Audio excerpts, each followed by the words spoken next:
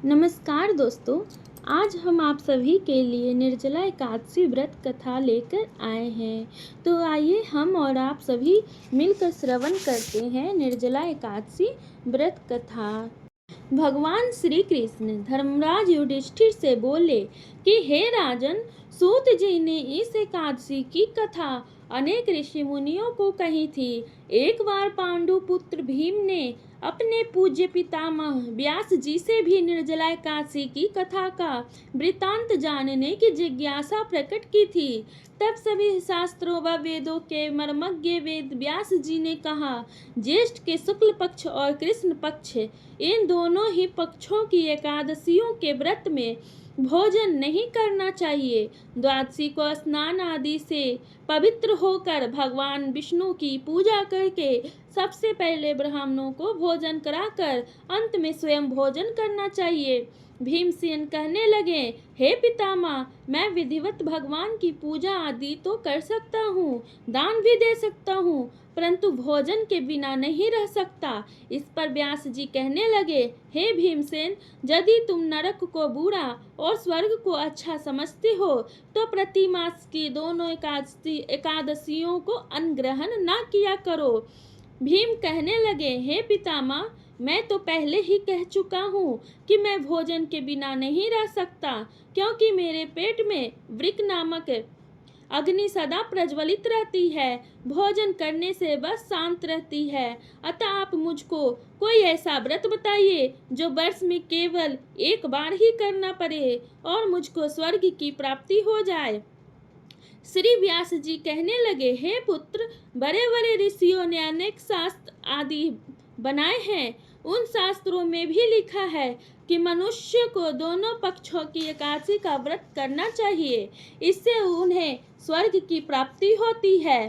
श्री व्यास जी के वचन सुनकर भीमसेन नरक में जाने के भय से भयभीत हो गए और कांपकर कहने लगे, अब मैं क्या करूं?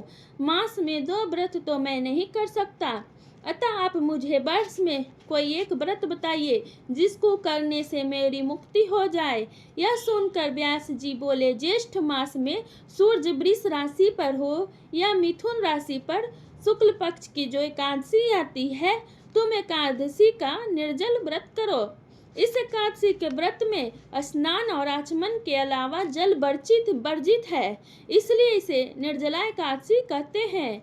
आचमन में 6 मास से जल से अधिक नहीं होना चाहिए, अन्यथा वह मद्यपान के सदृश हो जाता है।